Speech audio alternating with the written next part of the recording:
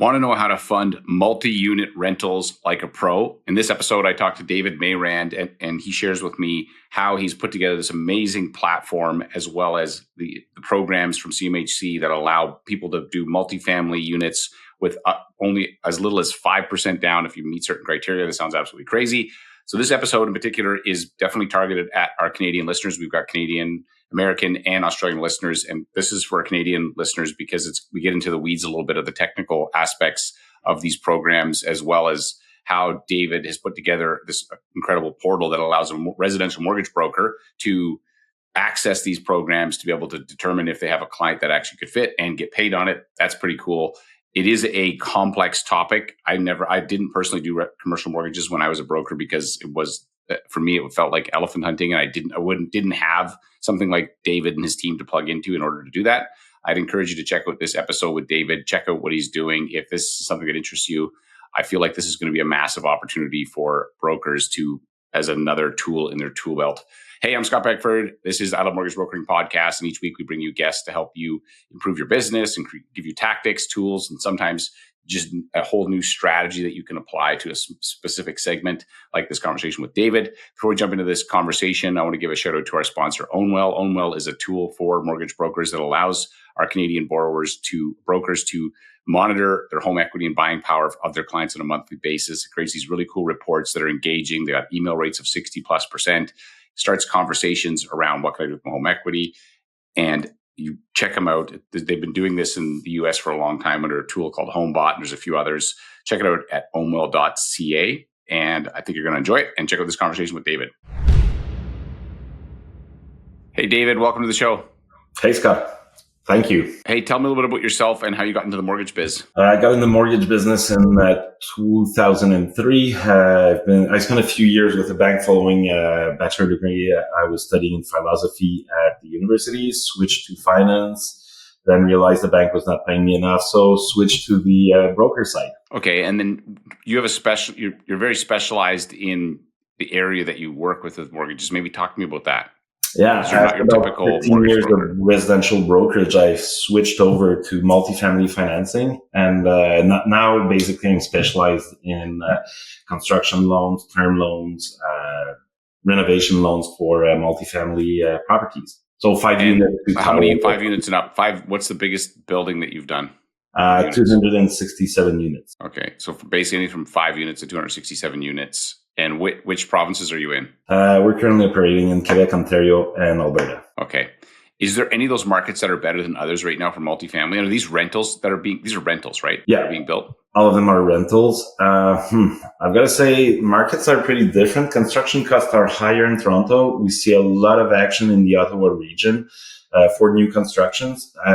In rural Ontario, we see a lot of existing building, like transaction on older buildings. That makes a lot of sense when you look at the return on investment of the buyers.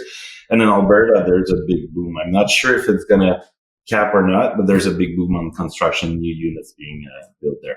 And Quebec is pretty much the steady market where year after year construction is steady, and that's probably the market with the most rental units out there. Okay.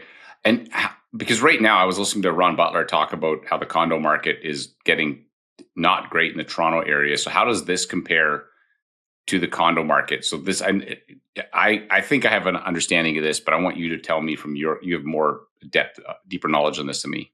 Yes, the condo market in the GTA area, basically, it's not a great market anymore. That's a polite way of putting it, I guess. And a lot of these builders flipped over to purpose-built rentals. So basically, they're building a similar tower, just catering for rental tenants, basically, in there. And they'll put different amenities based on the target population they're aiming at. We see that on smaller wooden brick structures and bigger concrete structures, more like in denser area, like downtown Toronto, Montreal, and the big markets in the country. Right. So the condo market, which was mostly built to sell, they build these condos to sell. That market is not doing great. And now you're seeing a lot of developers are switching to using them, turning them into rentals. Pretty much, yes. We've got to say CMHC put on a great program about 4 years ago for builders where they leave less equity in the construction they're executing on. So that pushed a lot of builders to move from residential, even like bungalow stuff, and row houses. They moved from building to sell to building to rent. Okay, and explain that program. So anybody listening to this, I have a rudimentary understanding, but I'm going to assume I know nothing. My listeners probably know some. This program basically, it was a way for CMHC to try to help build more units to avoid the biggest impact of the housing crisis. So what they did is they're basically saying, if you can build affordable units, and there's a definition to affordability there, if you can build more efficient properties when it comes to energy efficiency, if you can build more accessible buildings, so those are the three big angles they're looking at, then they will give you perks ranging from higher loan to value. So they would allow you to finance up to 95%, which means for a $10 million property, you need $500,000 down payment if you were to buy it, right? Right. They would lower the debt coverage ratio requirements, which is the equivalent for residential as lowering the TDS, basically. Right. And then they would also extend the amortization up to 50 years. So basically, they extend the amortization, lower the TDS or a debt coverage ratio when we talk about multifamily, and they allow you to finance at a higher LTV. So it gives a lot of room for people and investors to jump in the market and start building more and more units, right? Because a builder on the residential purpose-built rentals is what you could build with this, right? That's it. Because like you look at a builder building a condo tower, say just a 10-unit building to keep things simple, they would probably need 35% down payment to get started on there. They would need to get pre-sales maybe at 30%, 40% as well before the bank would start giving them money. If they, instead of building them to sell, they build them to rent, then the bank will tell them, okay, with CMHC's approval, we can finance you $9.5 million and you get your draws right away when you start building. That's pretty much what the MLI Select did there. And so the MLI Select, with your current business, how much of your business falls into that category of what you're doing right now? It's crazy. And that's a big problem, actually, because it's used to be maybe 25, 30%, and it moved the needle probably to 85%. And I've got to send the 15% left. Most of them would be bridge loan. Like there's very, very small space now for conventional term loan in that market space. Right. So 85% of this commercial stuff you're working on would fit into this. Yeah, but I'm also specialized in multifamily financing, right? I'm not doing the malls or storage, no industrial, nothing else. Okay. And you got some cool things that we're going to talk about after that you put together that to help other brokers who, if this is an area you want to get into, but we'll come back to that. So I think I got a good understanding of this. So essentially you're saying I can build a purpose-built rental and have up to 5% down, or I can build it and then can I refi it to 95%, or what happens if I use my money? How much can I take out once I'm done the whole project? Yeah, there used to be a lot of different rules, and CMHC basically changed their rules every 2 weeks, every month. So it's a bit, it's been a roller coaster ride, I must say. As of now, you could refi your existing building up to 95% if you meet all of the criteria, because it's a point-based system, MLI Select. So you could refinance up to 95% and go buy yourself a boat if you want. Right. So if you own a building, how much of your business is refis versus new builds? I'm more specialized in the new build, just because I enjoy working with builders. We bring a lot of value to these people as well, and we try to have them execute and keep going with their construction velocity. Basically, is a big deal there, and where we can help them a lot. So refi on the existing portfolio, most of the stuff we'll see is people who built with their own money, and then they just want to refi to buy more land or get more cash to finance their own construction. So I've got to say, like, people with mature portfolio over the past 2 years, not that much. Not that many were on refis, I would say. If you go back in 2023, when rates were lower, 22, actually 23, then we had bucket loads of refi. Like we had like 2% interest rate for 5 or 10 years. So then people just jump on it. Okay. And how do you think this is going to affect the rental market? So if you're seeing more and more of these purpose-built rentals, what do you think this is going to do to the rental market in Canada?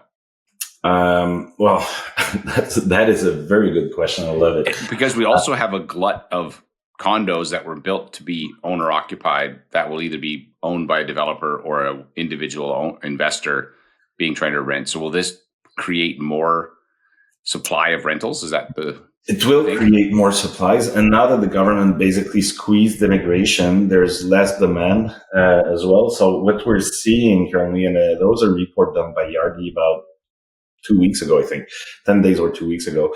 And it shows like in every market, and based on the number of bedrooms there is, what's the vacancy rate. And there's a big discrepancy between the bachelors or 1 bedroom versus the 2-3 bedrooms in every market. So I think you'll see pockets where vacancy rate may go up, as an example, for bachelor pads downtown Toronto versus maybe 2 or 3 bedrooms that could accommodate for a family. And then the issue is affordability, because if you have like a single mom, a nurse, teacher, or whatever with her 2 kids, it's very hard for her to afford decent like living space for her and her family in the GTA area, right?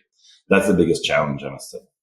Right. Okay. So I suspect, whenever the government puts in any of these unique programs, there's always a ripple effect. And the trick is to try and, well, obviously you figured out how to take advantage of it's a wave and how to ride that wave and build a fantastic business around it.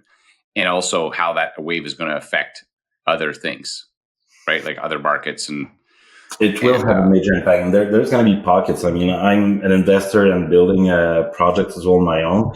And I've seen it already in smaller markets like second, third crown outside of the major urban areas. What we've seen is builders going there because the land is super cheap. And they go, okay, I can build a lot of units over there. They overbuilt this particular area. And eventually they go, okay, now I need to give 2 months free rent to get people to move into the new units, and they're kind of cannibalizing their own previous projects that they've built, right? And I think I've noticed that in my market. There's a lot more purpose-built rentals I'm in Kelowna, and the developers are offering, sign a lease, get 2 months free. That never happened. It used to be they'd open a rental and you'd have a list of people that wanted the unit, and you could pick and choose, and they had to practically arm wrestle to get selected to rent it. There's a real issue. I mean, a lot of people call this a housing crisis, but actually it's an affordability crisis, because if you want to build more units, there's a certain cost to it. And builders tend to go for the big rents, the big, like condo style units. And they should maybe not favor that, just because going with something a bit more modest could lower the rents and give like an affordable rent for families, because that's the real problem, is to finding a roof, not for like households of 1 or 2 person, but really households when there's 3-4 people in there. Right. Okay. So you've got this program figured out. Walk me through. You've got some other cool things you're doing in terms of technology, as well as ways that brokers can plug into this if you're in one of those markets that you're in. Talk to me about that. Actually, we're finishing a portal for residential brokers, realtors, our clients as well. So, investors, real estate investors, to get on there, put on the income and expense of their building. There's a few questions we ask, and then it's going to generate pro formas for them with like 5 or between 4 and 6 actually scenarios that they could finance, where they could finance a property with the MLI Select 50, 70, 100 points, standard MLI through CMHC, conventional mortgage as well. So it gives them an idea. And then obviously we can support that and have a conversation with a broker and say, okay, do you want to send this pro forma that we've reviewed together to your client? You can send it right away as well, but obviously you want to make sure that you've got the right numbers in there before sharing them, right? So if I'm understanding this correctly, it would allow a broker who, let's say, has an opportunity at one of these to plug into your guys' system and your underwriting knowledge to underwrite. So what happens then? So let's say if I decide, okay, great, I use your portal, I can get I got a deal that looks like it's going to be a fit with a client. what's the next step that one could be just refer it to you guys handle it, and then I'm assuming the other one is I do it myself. Walk me through those two different paths. Well, one of the key issue with the multifamily financing is basically most of the time, your client will have more experience than you do in these transactions, right? Because most residential brokers will execute on maybe 1, 2, 3 transactions per year, if they do anything with those potential leads, right? So what we're doing, we're basically allowing them in a simple way to generate like the financing scenarios for their client, reach out to us and say, hey, I would love to, if it was possible for you to meet this client with me. So then someone from my team or myself can meet the client with them, go through all of the scenarios with them, explain to them what they have to do to go through with this construction, refi, or what's the best way to complete this financing for their purchase. Then we support the transaction for the residential broker and obviously share the commission with them. Right. So they can get paid on it, plug into your technology and your team to get these deals done. Because you're right. If I don't do this very often and I'm talking to a developer who's done this a dozen times, they're gonna see right through my lack of knowledge. Oh yeah. And it's not going to take long. I mean, first call, you're probably not going to get through a second call, but with the experience we have, we should be executing on about close to 500 transactions this year. So the experience we have is more than any builder developer as well. So we bring value on every call we have with them going, okay, did you consider looking at this? Right. You've just done more of them and you can leverage that. So that's cool. And we're going to put links to that in the show notes so people can find it. I know that you guys are rolling it out in small batches. So there's probably there may be a wait list. So if you're interested in that, we'll provide a way for you guys to connect with David. I think it's pretty cool. And walk me through, okay, so I'm interested now, and let's say I'm an investor and I want to build one of these. Walk me through some of the numbers on what I can expect on building one of these units. And if you were advising me as Scott the investor, not Scott the mortgage broker. Okay. Well, as Scott the investor is basically, like there's 4 key metrics you have to look at, like what's your experience as a developer? So if you want to build, how easy is it for you to find the right piece of land to get your project started? Once you have that and you have the approval from the cities and everything, that's the development part of the project. You get everything approved by the city, the architects, the plans, everything's in order. We come in and validate the financing with you. Okay, how much will it cost you to build? How much can we finance on it? Obviously, if it costs you $5 million to build and we can finance $4.75 million, it's pretty cool. You'll have this $5 million property that belongs to you, that is cash flow positive, probably for something like 20 units or 15 units, 15 to 20 units based on the market you're in. And it's going to cost you $250,000 in investment. So your ROI should be fairly good over the next decade if you look at it long term, right? So you need a good developer. You need a good builder. So a builder that will build a building on time and on budget is key. You need capital, because if you don't have the $250,000 needed there, plus probably an extra $500,000 or extra cash, because construction can be very cash intensive. So it's always good to have cash, even if you recoup it all at the end, just to make sure. Because you may need to get to this is the issue I've seen. To get to the next draw, you need to get to a certain percent done. But to get that done, you need to spend some money, and it may not line up. That's it. What would you say is it in general a percentage on these? Because if somebody's doing it with 5% down, what do you think? Another 5%? Well, if you buy a building straight up, right, from a builder who gives it to you turnkey, you can go with 5% if the building qualifies for it. Yeah, all 3 of those criteria, and that's where you can buy it with 5% down payment plus probably 2.5% closing costs. I would not advise any investor to put their last dime on a real estate investment just because it's not liquid at all. So probably having an extra 5% on the side would be a good way to go. Then you just have your closing costs to cover, which is going to be a few, maybe 1 or 2% at most of the property. And then what about on the construction side? How much cash should I have access to, even if I am doing a 95%? Which to me, a 95% construction loan sounds crazy, but yeah, including the land, usually we recommend having like in the 20% range. And it doesn't mean you'll have to use it all. Usually, if you buy the land and cover for your soft costs, which is like basically getting everything through the permits, architect plans, and everything, usually you'll get your more than your 5%. So when you start digging, you'll recoup money right away, right, to pay your subtrade as it goes on. But you never know. I mean, sometimes the city will ask you to change this, and then you have to support the land for a longer period of time. Your cost may increase because they want you to change the color of the brick from red to green, and there's no green bricks wherever, so it's harder to find. It's going to be more expensive for you to build a building this way. So having 20% is the safe way to go. Going in with 5%, it's simply not going to work. So there's a lot of different. No, I didn't think so. So you don't try to squeeze into this, but but in the end, you could end up getting back 15%. You'd only leave 5% in the building, 5 or 6, between close, maybe 7%, and now you go on and do another building. That's it. And I suspect you have clients that are doing that. They have this chunk of money they build, they take the money out to the max loan to value, and then do another one.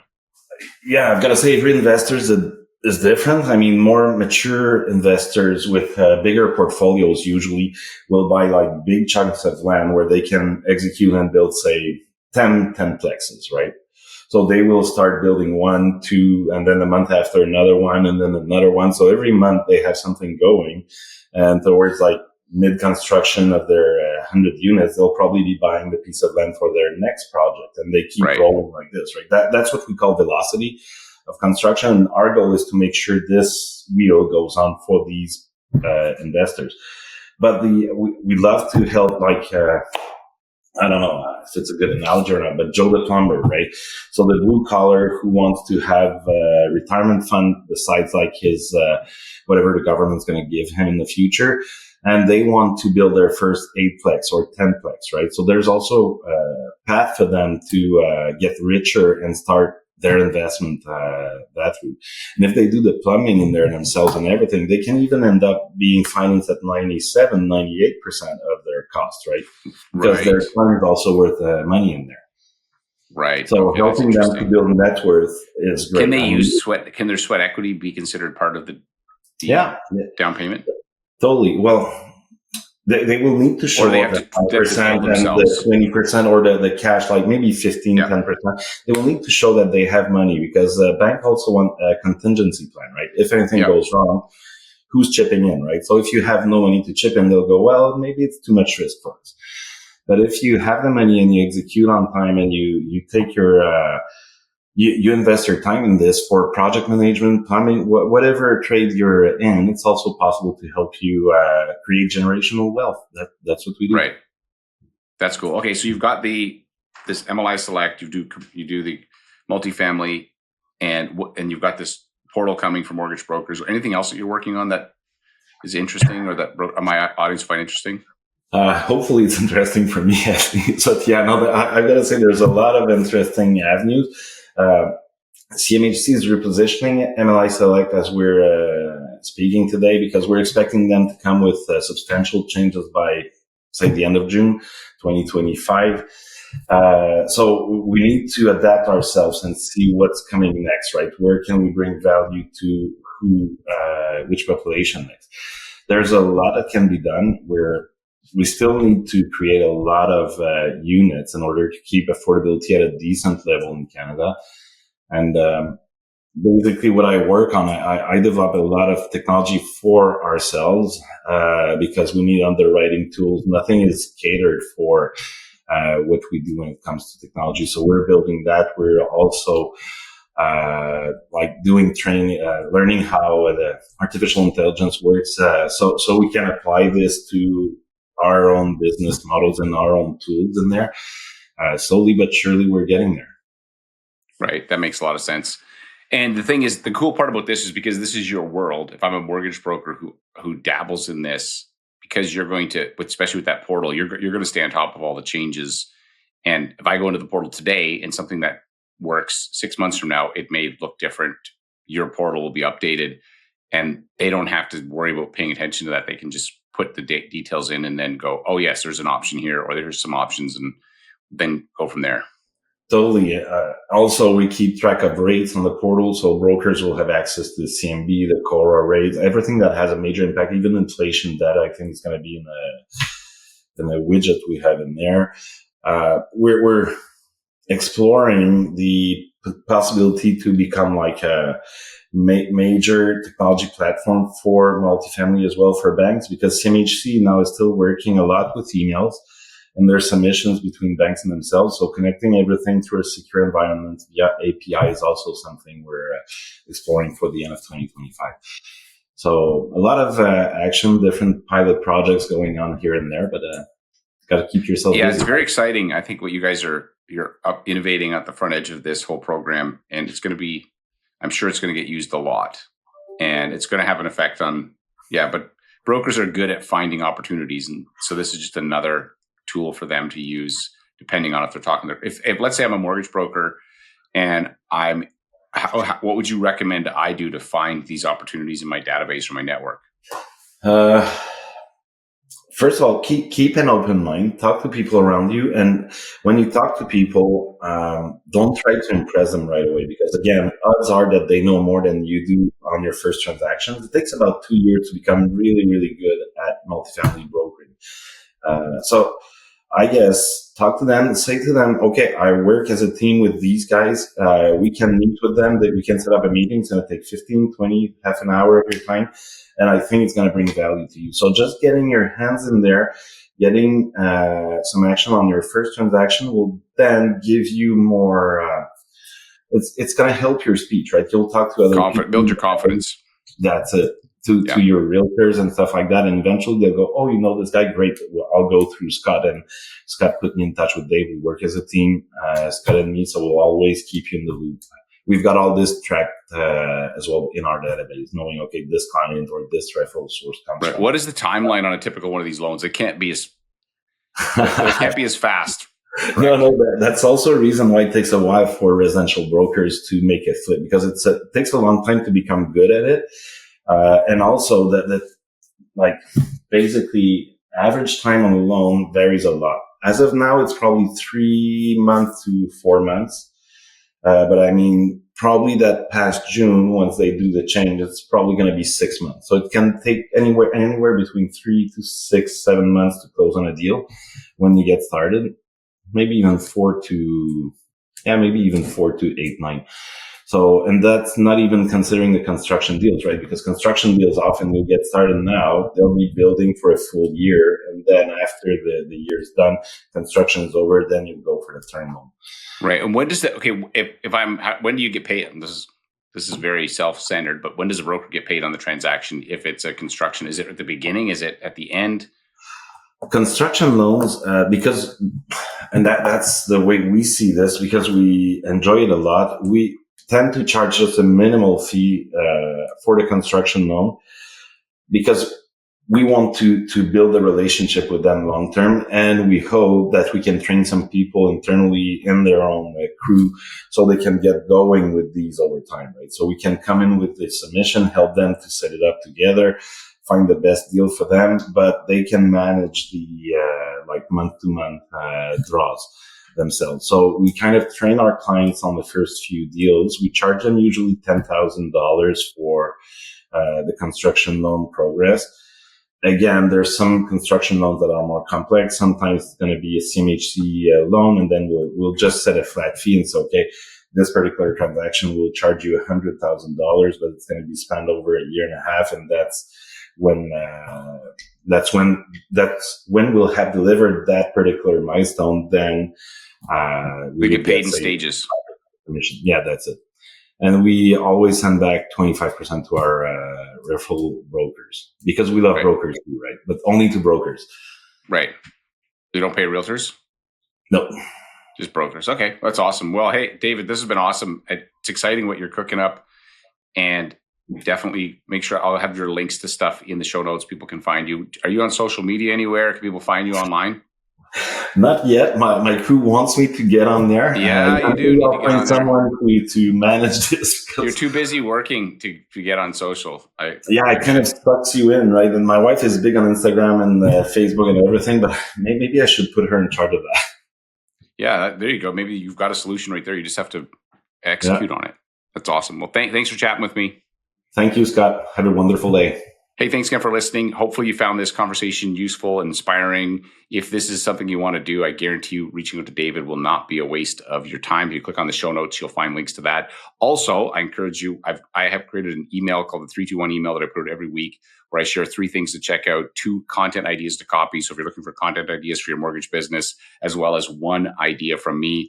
And the whole purpose of this, and it's jam-packed full of useful tidbits, tips, tricks. I don't know. You know what I'm saying? It's a fantastic email, and we get great feedback on it. If you're interested in that, 2 things: you can click on the show notes of this and get on that email list. Or the second way, if you find me on social, I got a link tree there. You can click on it, get on my email list. I promise you, it will be the most useful email you get every single week. Thanks for listening. I am Scott Packford. This is the I Love Mortgage Brokering podcast. And as I always say, there's no problem in your business that someone else hasn't already solved. Your problem is finding the person who solved it. The goal with this show is to give you access to some of those people. Thanks for listening, and I will see you on the next episode.